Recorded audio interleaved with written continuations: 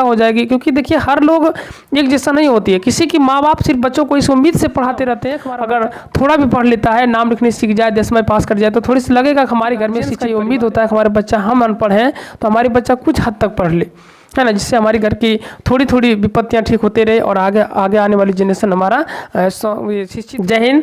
चलिए आज हम चलते हैं अपनी नेक्स्ट क्लास की ओर। पिछले क्लास में हमने NCERT जो बुक हमारा था NCERT, यानी कि इसको हम लोग बोलते हैं प्रचलित भाषा में BTC। तो इस बुक से जो है प्रश्नावली 1.2 के प्रश्न संख्या 2 तक कंप्लीट कर दिए थे। और हमने जब तीसरा प्रश्न शुरू किया था तो थोड़ी सी ये हमारे कैमरा डिफ़ॉल्ट के कारण थोड़ा सा दिक्कत हो गया था, तो हम उस प्रश्न को फिर से लेकर चलते हैं, प्रश्न संख्या 3 को। तो प्रश्न संख्या 3 जो कहता है कि अभाज्य गुणनखंडन विधि द्वारा निम्नलिखित पूर्णांकों के HCF और LCM ज्ञात करें। यानी कि आपने, जैसा कि आप जानते हैं कि HCF का मतलब होता है महत्तम समावर्तक,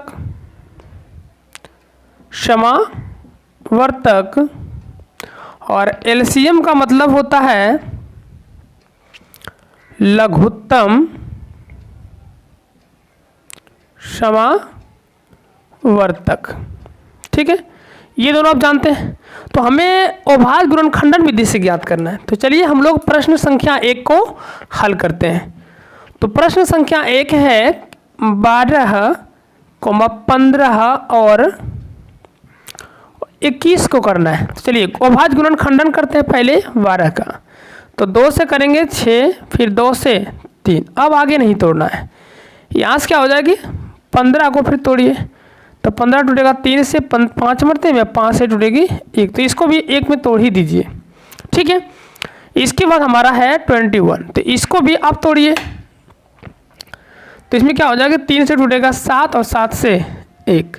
तो अभाज्य गुणनखंड में जो है 12 का जो अभाज्य गुणनखंडन है वो है 2, 2, 3, 1, और 15 का है 3, 5, 1, और 21 का है 3, 7, 1। तो यहाँ से आप देख सकते हैं। तो इसमें एक शर्त क्या, हमने पहले भी आपको पहले वीडियो जो हम लोग भाग 1 में पढ़ा रहे थे, आपको 1.2 का भाग 1, जो इसमें हम लोग क्वेश्चन नंबर 1 और 2 को सॉल्व किया, उसमें भी आपको हमने क्लियर कर दिया था कि अभाज्य गुणनखंडन में दिए गए संख्याओं में गुणनखंडन जो होती है अभाज्य गुणनखंडन, उसकी जो संख्याएं सभी से मैच करेगा, यानी कि सभी में मिलेगी, वही संख्या इसका क्या कहलाता है, HCF। क्या कहला जाती है, जो संख्याएं मैच खाएगी वो इसका HCF कहलाएगा। तो HCF में देखिए कि एक संख्या ये मैच खा रही है और दूसरा संख्या ये भी देखिए मैच खा रहा है ना, 3 भी मैच कर गया। तो यहाँ से जो HCF हो जाएगी, HCF वो हो जाएगा 3 गुना 1, 1 नहीं भी लीजिएगा कोई दिक्कत नहीं है, तो 3 आएगी। और LCM की यदि बात करें तो जो संख्या मिलेगा उसके बदले 1 बार लिखेंगे, 1 को छोड़ दीजिए, तो आ जाएगा 2 गुना 2 गुना 5 गुना 7। तो यहाँ से मल्टीपल करेंगे तो क्या हो जाएगा, देखिए 7 × 5 = 35, 35 दूना 70, 70 दूना 140, 140 गुना 140 कर दिए तो 420 हो जाएगी। इसलिए आप देख सकते हैं कि HCF जो आया है वो 3 है, LCM जो आया है वह 420 है। तो यही है आपका इस क्वेश्चन का LCM और HCF। ठीक है, यहाँ तक में कोई डाउट नहीं होना चाहिए। अब देखिए हम लोग चलते हैं प्रश्न संख्या 2 की ओर। तो प्रश्न संख्या 2 में है, प्रश्न देख लीजिए, 2 में क्या दिया हुआ है कि 17, 23 और 29 का निकलना है LCM और HCF, वो भी गुणनखंड अभाज्य गुणनखंड की विधि से। ठीक है, तो इसमें हम लोग देखेंगे, है ना, क्या हो गया रे, नहीं समझ में आ रही है, क्या हुआ सुमन, नहीं दिक्कत है? अगर दिक्कत कहीं पर है तो आप में खुल के बोलिए, है ना। जितना भी समस्याएं आपको होगी, जहाँ पर दिक्कतें होगी, हम आपको हमेशा बताने के लिए तैयार हैं। तो आप शर्मा काहे रहे हैं, नहीं ना? चलिए आइए लोग बकरोलिया को छोड़िए ना।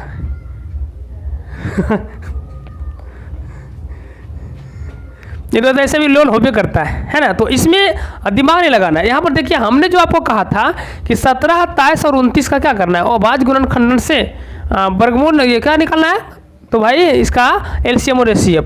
तो हम लोग क्या करेंगे, पहले इसको तोड़ दीजिए। तो आप देखिए यहाँ पर ध्यान से, 17 भी अभाज्य संख्या है, 23 भी अभाज्य संख्या है और 29 भी अभाज्य संख्या। तो तीनों जब अभाज्य संख्या हो जाती है तो क्या इसका ये टूटेगा अभाज्य गुणनखंडन में? नहीं टूटेगा। तो सबको ऐसे तोड़ सकते हैं बाबू कि 17 गुना 17 गुना 1, 23 बराबर हो जाएगा 23 गुना 1, 29 बराबर हो जाएगा 29 गुना 1, क्योंकि एक टूटेगा ही नहीं। तो जब टूटवे नहीं करेगा तो कैसे आएगा? तो सीधे हम लोग लिख दिए। तो इसमें देखिए मेज खाने वाली संख्या कौन है? जो संख्या मेज खाया वो कौन सी संख्या बाबू? तो 1 है सिर्फ। जो संख्या मेज खाया वो सिर्फ कितना है? 1 है। तो इसका जो एलसीएम हो जाएगा, कौन हो जाएगा? एलसीएम जो इसका हो जाएगा वो हो जाएगा क्या? तो जो संख्या मैच करती है उसके बाद एक बार वो लिखना है, और जो मैच नहीं किया लिख दीजिए। तो 17 गुना 23 गुना 29। तो इसमें देख लीजिए, तो हम क्या करेंगे, देखिए ऐसे संख्या के लिए हम लोग यहाँ पर गुना करेंगे। तो गुना कैसे होगा बाबू साहब? तो देख लीजिए 17 गुना 23 कीजिए। तो पहले 23 गुना 17 कर लीजिए तो कितना हो जाएगा? 7 या 21 के 1 बाकी 2, 7 दूना 14 2 16 3 2, इसको जोड़िए 193, फिर गुना होगा 29 से। तो 29 से गुना कर दीजिए। तो यहाँ से कीजिए 391 गुना 29, तो जगह 9 कम 9, 9 9 81 के 1 बाकी 8 9 27 और 8 35 के 35 है ना। और यहाँ से हो जाएगा 2 9 18 कट बाकी 1 3 6 1 7, तो 9 3 3 बाकी 1 10 1 11, 11,339। तो हो जाएगा 11,339, इसका एलसीएम हो जाएगा। और बात एचसीएफ की यदि करते हैं तो यहाँ से कितना मिला था? सिर्फ 1 मिला था, तो ये इसका क्या हो जाएगा? एचसीएफ। तो एलसीएम आ गया 11,339 और एचसीएफ इसका आ गया है 1। नेक्स्ट प्रश्न में हम लोग चलते हैं प्रश्न संख्या 3 में। तो प्रश्न संख्या 3 क्या है? तो वो है 8, 9 और 25 में। तो इसमें टूटेगी, देखिए 8 को आप डिवाइड कर दीजिए अभाज्य गुणनखंडन। तो 2 से होगा 4, फिर 2 से होगा 2, 9 को कीजिए तो 3 से होगा 3 बस, और 9 था अंत में ना, 25 था। तो 25 को तोड़िएगा तो 5 से टूटेगा, कितना मरते? 5 मरते। अब देखिए हमारा जो 8 बराबर आया है वो है 2 गुना 2 गुना 2 का, 9 जो इक्वल टू है वो है 3 गुना 3 का, और जो 25 है वो है आपका 5 गुना 5 का। तो आप देख सकते हैं कि किसी भी मतलब इस संख्या में मेज कोई भी संख्याएं नहीं खाई है। तो आप देखिए अगर इसमें लगाते तो 1 मरतबा लगता, 3 से लगाते तो 1 मरतबा लगता, 5 से लगाते तो 1, यानी कि सभी में गुणनखंड कितना हो जाएगा? 1 और मिलेगा। तो यही संख्या जो मेज करा है, अगर हम यहाँ पर एचसीएफ की बात करें तो यही संख्या जो कि मेच किया है, अगर तो कोई संख्या है नहीं। तो इस संख्या की जो एचसीएफ हो जाएगा, क्या हो जाएगा? एचसीएफ वो हो जाएगा 1। और एलसीएम की यदि बात करें तो सभी संख्या हो जाएगी। कैसे? तो 2 हो जाएगा, फिर 2 फिर 2, फिर 3 गुना 3 भी हो जाएगा, और 5 गुना 5 भी। तो सभी संख्या को गुना कर दिए। 1 तो आइए है, तो 1 से गुना करिए या नहीं करिए कोई फर्क नहीं पड़ता है। ऐसा है क्या? 1 से गुना करेंगे तो कोई फर्क पड़ेगा?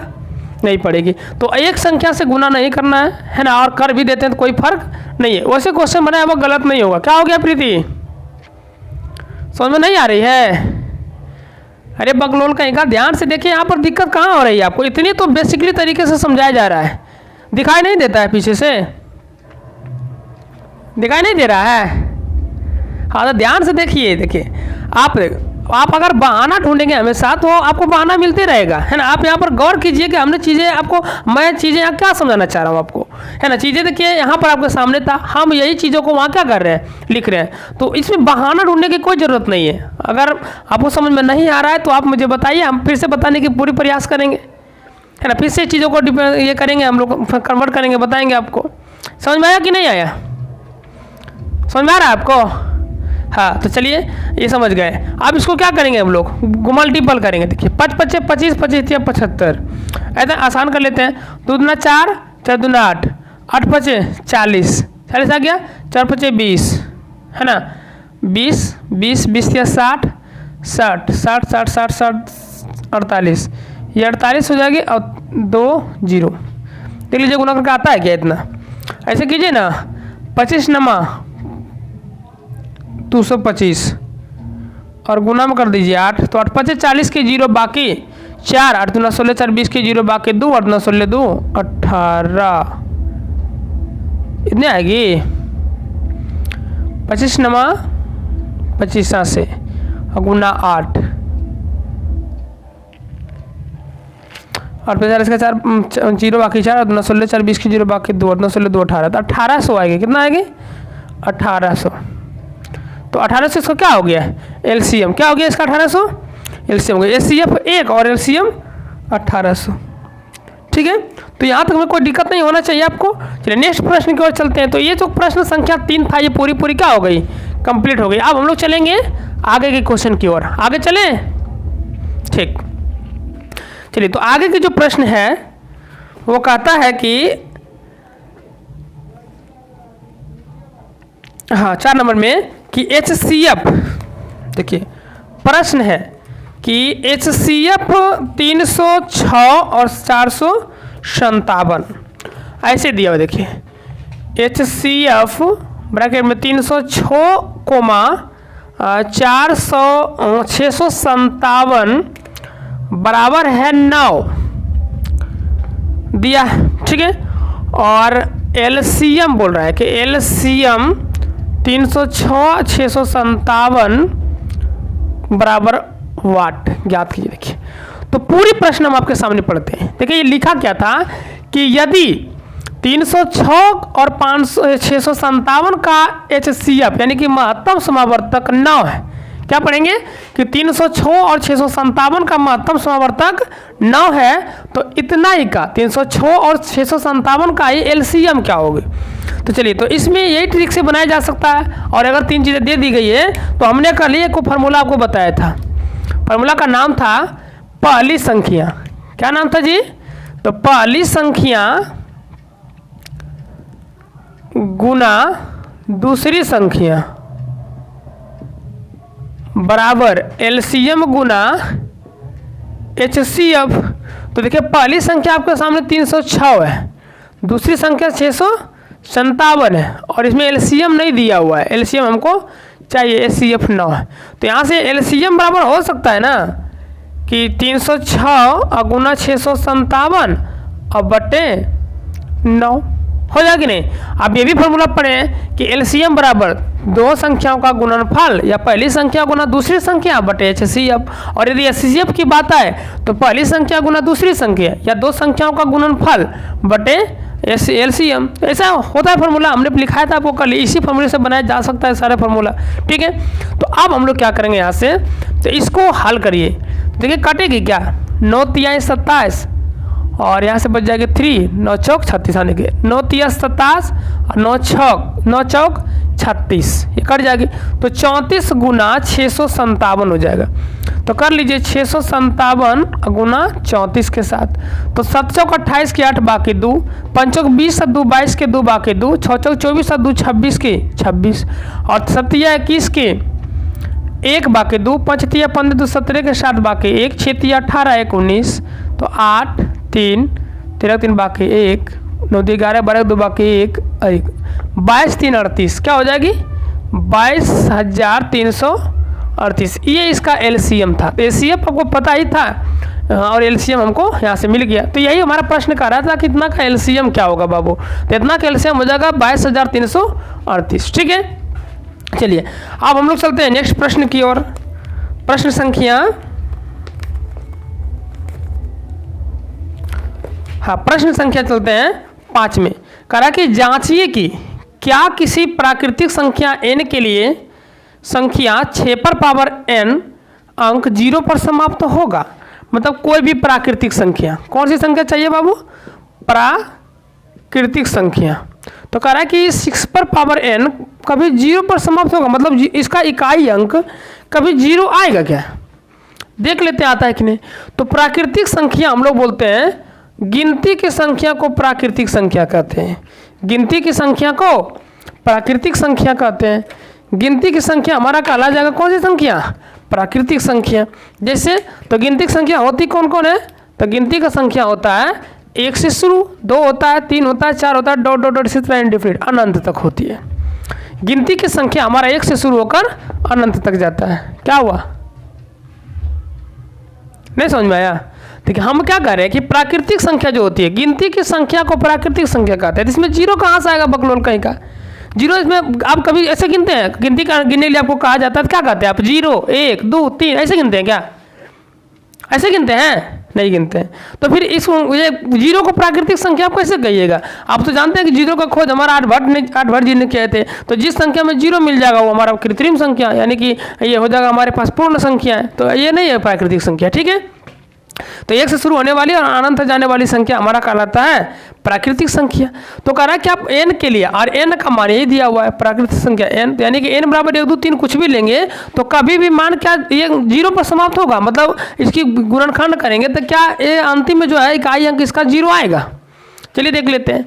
तो हम लोग क्या करते हैं, मान लेते हैं कि माना कि n जब लिए a, जब n क्या हो 1, माना कि जब n इज इक्वल टू 1, तो देखिए तो 6 पर पावर n है ना, तो 6 गुना एक बार होगा तो 6 आया। तो अगर मान लेते हैं कि जब n बराबर 2, तो 6 पर पावर 2 यानी कि 6 गुना 6, तो कितना हो जाएगा 6 चौक 36। अगर हम मान लें कि जब n बराबर 3, तो n पर पावर 3 करिएगा तो 6 गुना 6 गुना 6, तो ये आएगा 216। कितना आएगा 216, सॉरी 636 गुना 6, क्योंकि 3 6 18 3 कैसा 216। तो इस प्रकार से देखिए। तो आपने क्या देखा कि जब हमने n इज इक्वल टू 1 लिया, 2 लिया, 3 लिया, तो अंतिम में क्या आ रही है, इकाई का अंक जो आ रही है ये क्या समाप्त जो हो रहा है, इकाई अंक पर समाप्त हो रही है, सब में क्या आ रही छो। तो आप दुनिया का कोई भी संख्या लेकर आप देख सकते हैं कि हर एक स्थिति में छो ही आएगा। क्योंकि देखिए वर्ग होना है, 3 बार लिखना है तो छो 3 बार लिखेगा, पहले 2 बार गुना होगा कि नहीं, 36 आएगा, फिर गुना होगा 6 के साथ तो फिर 36 आएगा। तो यानी कि हर एक स्थिति में जो है आप कोई सा भी मान ले लीजिए, हर एक स्थिति में इसका अंतिम मान जो होगी 6 ही रहने वाला है। तो ये संख्या जो है कभी भी 0 पर समाप्त नहीं होगी। तो बोल रहा है क्या 0 पर समाप्त होगा, तो इसका आंसर क्या होना चाहिए, नहीं होगा। क्या नहीं होना चाहिए, ठीक है। चलिए नेक्स्ट प्रश्न की ओर चलते हैं। यहाँ आप उम्मीद करते हैं कि यहाँ पर बिल्कुल अच्छी तरह से समझ में आ गया होगा। आप लोग को आया? हाँ चलिए अब देखिए प्रश्न संख्या कितना है, 6 में कह रहा है। प्रश्न संख्या 6 कह रही है कि व्याख्या कीजिए कि 7 गुना 11 कितना है, 6 नंबर। व्याख्या करना है कि 7 गुना 11 गुना 13 प्लस 13 और 7 गुना 6 गुना 5 गुना 4 गुना 3 गुना 2 गुना 1 प्लस 5 एक भाज्य संख्या। बोला कि व्याख्या कीजिए कि इतना और इतना भाज्य संख्याएं क्यों है। मतलब कह रहा है कि ये भाज्य संख्याएं क्यों है। तो देखिए क्यों है ये भाज्य संख्याएं। भाज्य का मतलब होता है कोई सी संख्या जो 2 से कट जाता है, वो भाज्य संख्या कहलाता है। मतलब किसी से भी विभाज्य हो जाएगा वो भाज्य संख्या कहला जाएगा। तो आप देख लीजिए अंतिम में जो संख्या दिया हुआ है क्या है, अभाज्य संख्या। देखिए 13 भी क्या है, अभाज्य संख्या। 13 कौन सी संख्या है, अभाज्य संख्या। 13 अभाज्य संख्या। 5 क्या है, अभाज्य संख्या।